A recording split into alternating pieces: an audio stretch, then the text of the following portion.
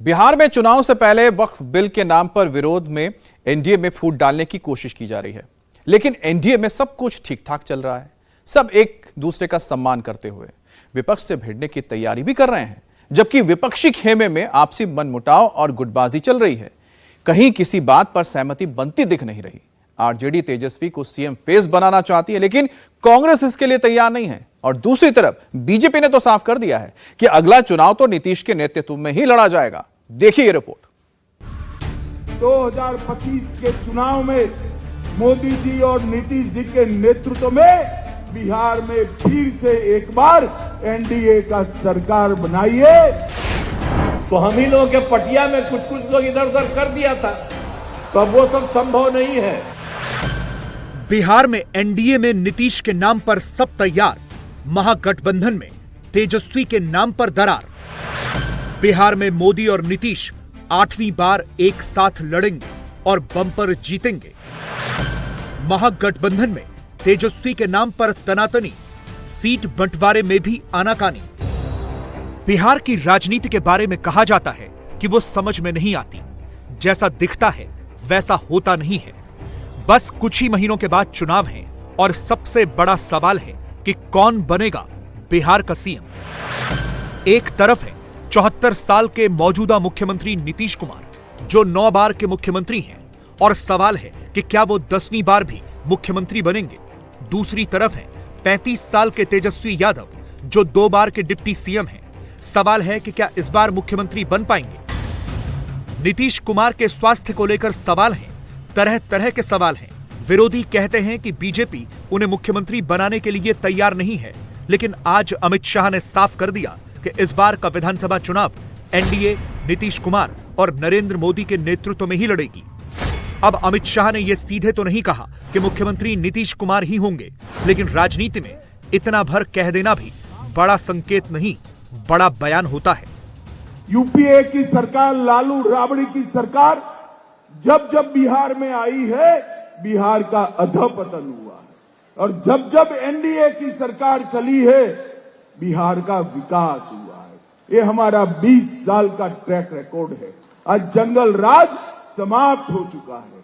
बिहार के लोगों को इस कार्यक्रम के माध्यम से मैं अपील करना चाहता हूं कि 2025 के चुनाव में मोदी जी और नीतीश जी के नेतृत्व में बिहार में फिर से एक बार एनडीए का सरकार बनाइए और भारत सरकार को मौका दीजिए बिहार का विकास करने का। हम वादा करते हैं कि जदयू और भाजपा मिलकर, हमारे साथी दल मिलकर, हम बिहार को तेज गति से विकास के रास्ते पर आगे ले जाएंगे। और मुझे भरोसा है कि बिहार की जनता पूरे देश को राजनीतिक रास्ता दिखाती है। यहीं से बिहार का रास्ता प्रशस्त होगा और आने वाले दिनों में फिर से एक बार 2025 में प्रचंड बहुमत के साथ यहां पर एनडीए का सरकार बनेगा।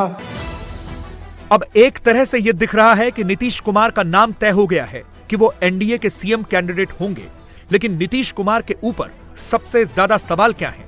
सवाल है उनकी विश्वसनीयता का, कि कहीं फिर से गठबंधन तो नहीं बदल देंगे। वो पहले भी कर चुके हैं।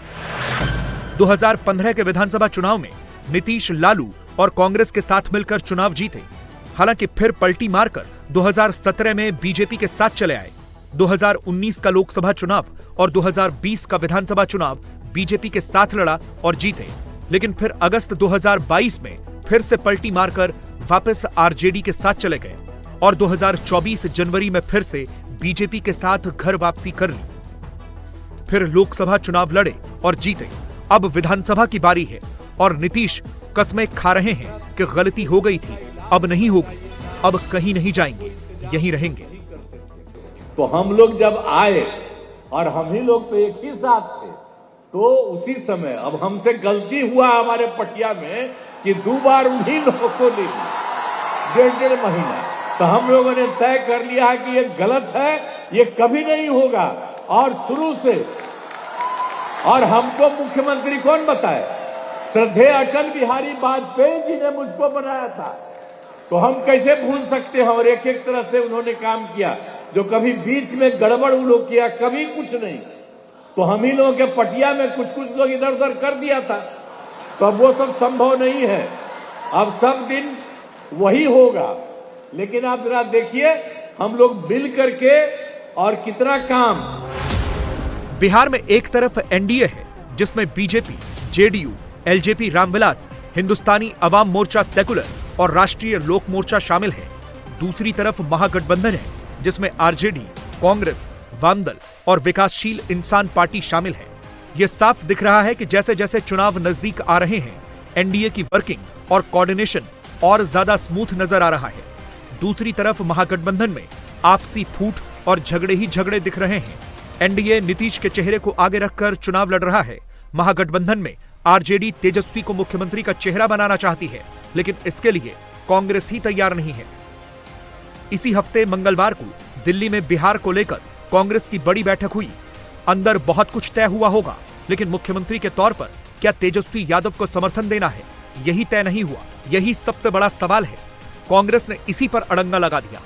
वही पुरानी रणनीति और बयान कि पहले चुनाव होने दीजिए, मुख्यमंत्री बाद में तय करेंगे। क्या तेजस्वी सीएम उम्मीदवार होंगे? क्योंकि आरजेडी क्लियर कर चुकी है कि तेजस्वी हमारे सीएम उम्मीदवार है, तो क्या वो कांग्रेस के भी सीएम उम्मीदवार हैं? इस विषय पर सरकार इंडिया गठबंधन जब बैठेगी, सीट्स के बारे में चर्चा करेगी, मुख्यमंत्री कौन होगा कौन नहीं होगा घोषित करना है नहीं करना है, ये सामूहिक फैसला होगा। उस पर अभी कोई टिप्पणी देना उचित नहीं रहेगा। कांग्रेस पार्टी आने वाले बिहार के चुनाव बीजेपी और उनके साथी दल को इंडिया गठबंधन के हिस्सा रहते हुए मजबूती से लड़कर जीतने का प्लान करेगा। आरजेडी अगर तेजस्वी के नाम को आगे करना चाहती है तो उसके पीछे उसकी अपनी रणनीति है। पिछले चुनाव का रिजल्ट है। बिहार की कुल 243 सीटों में तेजस्वी यादव के नेतृत्व में आरजेडी 2020 में सबसे बड़ी पार्टी बनी थी, जिसने 75 सीटें जीती थी।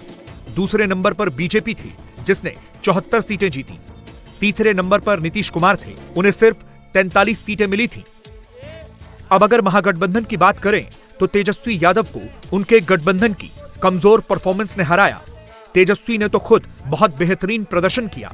ऐसा ही प्रदर्शन अगर कांग्रेस भी करती तो तेजस्वी जीत जाते, क्योंकि 243 में से तेजस्वी यादव सिर्फ 144 सीटों पर लड़े, 70 सीटें कांग्रेस को दे दी। 144 में से तेजस्वी 75 जीते, यानी 52% का स्ट्राइक रेट। कांग्रेस पार्टी 70 में से सिर्फ 19 जीती, यानी कि 27% का स्ट्राइक रेट।